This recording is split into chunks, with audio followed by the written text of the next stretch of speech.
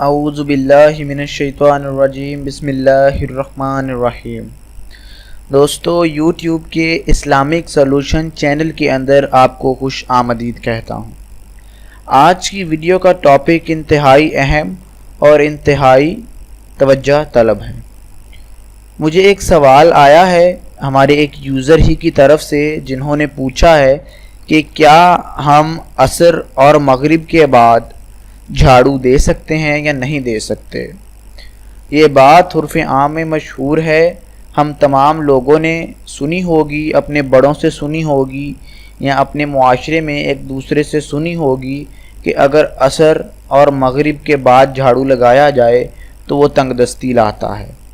تنگ دستی سے مراد یعنی کہ وہ ہمارے مال و دولت کے اندر کمی کر سکتا ہے یا ہمارے رزق کے اندر بے برکتی یا کمی لا سکتا ہے۔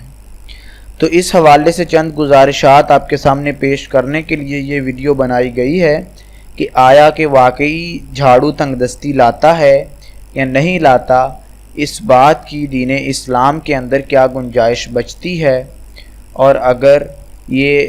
اس کی کوئی گنجائش نہیں ہے تو یہ بات کیسے عرف عام میں آئی اور کیسے ہم سب لوگ یقین کرنے لگ پڑے کہ آیا کہ واقعی جھاڑو تنگ دستی لاتا ہے۔ دوستو، بہت ساری ایسی باتیں ہوتی ہیں جو در حقیقت جن کا حقیقت سے دور دور تک تعلق نہیں ہوتا، لیکن وہ باتیں سن کے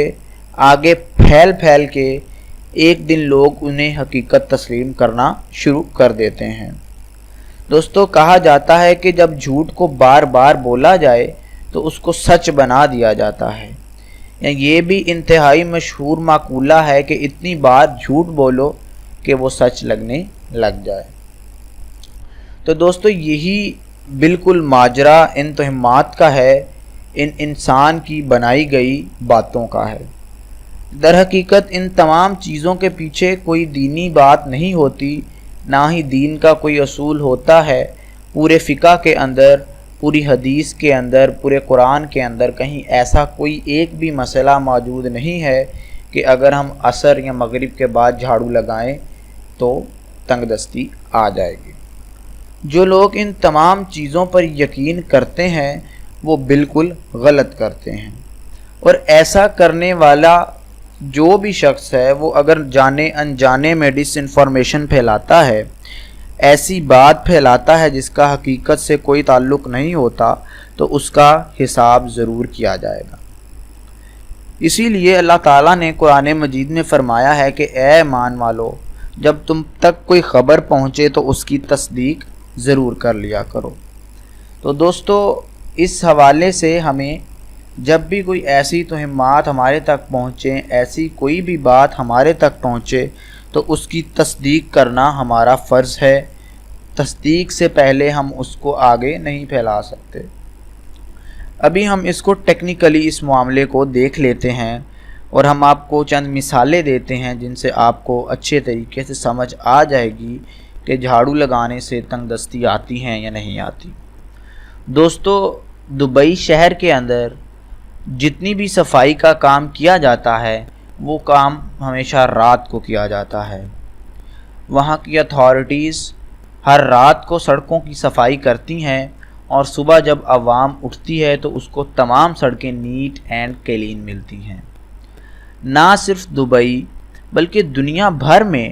ہر جگہ صفائی کا جو کام ہے، جو بڑے پیمانے پر جو کام کیا جاتا ہے، وہ رات ہی کو کیا جاتا ہے،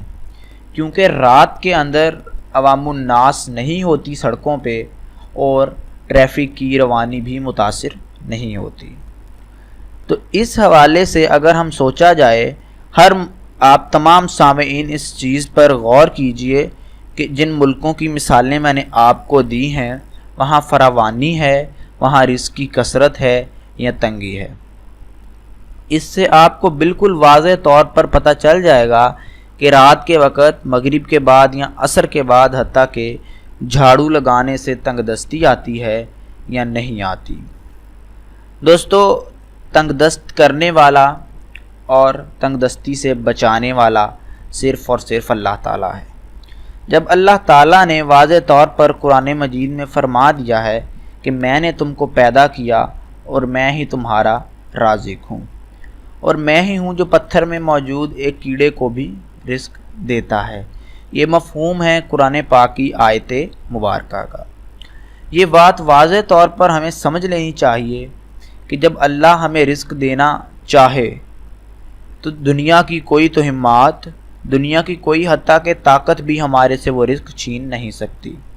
اور یہ بات بھی ہمیں اچھی طرح ذہن میں بٹھا لینی چاہیے کہ جب اللہ ہم سے رزق چھیننا چاہے تو دنیا کی کوئی طاقت، دنیا کی تمام طاقتیں مل کر بھی ہمیں وہ رزق فراہم نہیں کر سکتی، کیونکہ جو خالق ہے اس کا دائرہ کار بہت وسیع ہے۔ ہر مخلوق، ہر طاقت اس کی طاقت کے تابع ہے۔ تو اس حوالے سے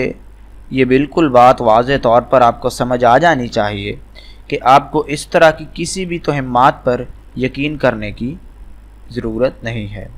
خواہ وہ گاؤں میں الو کا بولنا ہو،